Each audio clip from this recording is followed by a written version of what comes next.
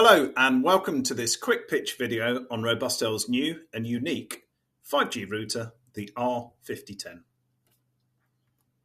So let's jump straight into the hardware specifications, and the most obvious thing that you'll see on the top right here is that the CPU, RAM and flash specifies built-in R5010. And what that means is that the router operating system is actually running on the spare resources of the 5G cellular module. They're so powerful these days with so much compute capability to handle 5G speeds that there is ample resource to also run Robustels with clever adaptation. There's resource to run Robustel's operating system. The Ethernet port is 2.5 gig, simply because, believe it or not, a gigabit port could become rate limiting on 5G connections on this product.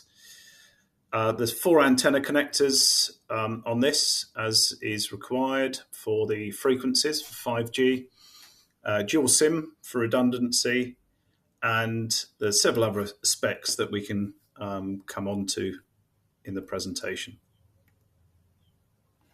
So one of the things here that can make it useful for easy location near where, somewhere optimal in a building where you get a signal is its very small footprint, it's lightweight, and it's PoE powered. So it really can, almost like a wireless access point, needs to be optimally located. You can have a similar concept with this small 5G product. It can be installed on DIN rail. There's a wall mount bracket, or you can do all the usual stuff of desk mounted, or even using Velcro, given that it's such a small footprint and lightweight product. So this slide just shows a little bit more of the detail in terms of running the operating system, the router OS, on the module itself. So there's no requirement for an external CPU or circuitry or anything else.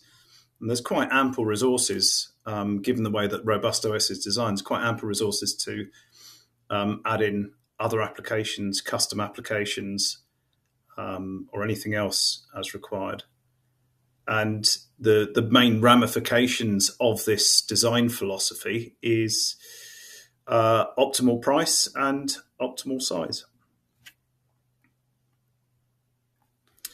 For the techies out there, this is the cellular module that the product is based on, an RG520N. And so if you want to really dig into the details about supported bands, carrier aggregation, available drivers, etc., then by all means feel free to do a little bit of homework on the RG520N. Powering options are very flexible as well. So there's a very wide 9 to 60 volt DC power supply, if you just want to put the usual DC volts in. There is PoE, which potentially is the most useful, so you can then really easily locate this device at the end of a run of 100 meters of Cat6 cabling to try and capture as much as that 3.5 gigahertz RF as you can. And also for modem mode, there's a USB powering capability as well. And if you did happen to plug these things all in at the same time, it's not an issue. They will be disambiguated and prioritized in order of DC power, power over Ethernet, and USB. Now, this is a very important thing that we've discovered in our applications so far in enterprise applications for 5G. So primary or broadband backup is probably the most common, where a diverse route to the internet really becomes essential, but you don't want to pay a vast amount for new infrastructure. So in router mode, this device behaves as a normal NATed router. In IP pass-through mode, you have the ability to move the WAN, the IP address for the WAN interface up to a device sitting behind it. It could be an SD-WAN box, could be just any sort of branch office router. And so you can actually remove a hop, from a routing perspective, remove a hop from the architecture.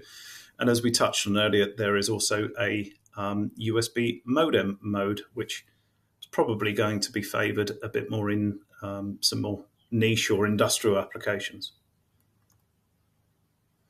And finally, just a quick look at what's in the box. You get the device, a DIN rail kit, power adapter, 4 5G antennas. So they've got to be the right frequency, and there's got to be 4 of them in this product. So that's all included.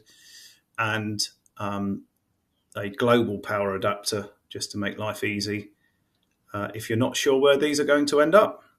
So, in summary, R5010, great new small form factor 5G router, and we're very interested to see how it fares in broadband backup and failover applications. Now, 5G is really taken off around the world.